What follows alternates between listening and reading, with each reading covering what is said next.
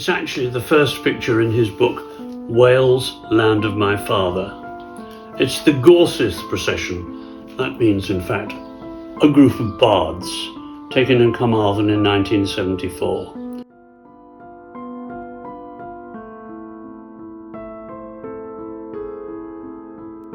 When I think about David's work, one of the most iconic and moving images that comes to mind was the collapse of a colliery spoil tip, which engulfed a primary school and killed 116 children and 28 adults, wiping out an entire generation.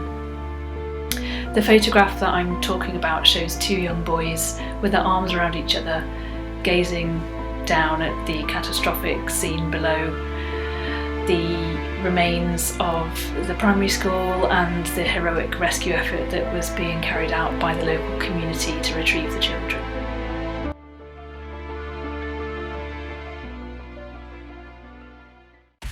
If I had to think of one project from David, I think of the one in Tenby, I think of the sheep in the hut, and his natural compassion, his natural empathy, and he's done a brilliant job at documenting them over this 50-year period that he's been photographing.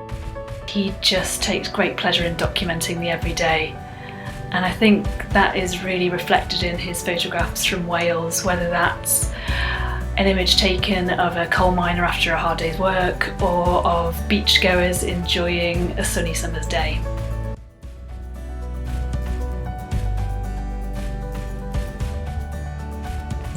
I think David's, if you like, his vision is very gentle, it's very funny, it's got some humour in, but at the same time it's really revealing and telling. So I think he's able to combine these things. He's very gentle on one level, but at the same time you can feel he's got real conviction, real empathy and real integrity, and he can combine those two things in the photograph extremely well, and that to me is his real great achievement. Well, his commitment to documentary photography for over 60 years is in itself a huge achievement, but he's his own master. He hasn't accepted an assignment since 1970. He was interested in teaching photography in a humanist sense, to make the world a better place, encouraging students to say something about the world. I think his eyes are open and he just lit up because he knew immediately this is what he wanted to do, and this amazing archive that he's produced in this 50-year period. He deserves this recognition at the Lucie Awards for his commitment to the documentary discipline and also for creating a portrait of a nation that spans the last 50 years.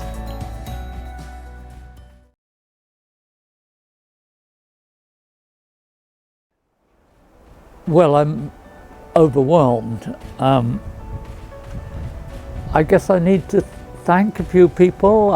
I guess the millions that I've pointed my camera at, and I want to thank the fraternity of photographers and editors and critics, etc., that I've befriended and have given me photographically such a wonderful life. And I'd like to actually thank the people of Tintern, which is the village where I live, who have made living in Wales so wonderful.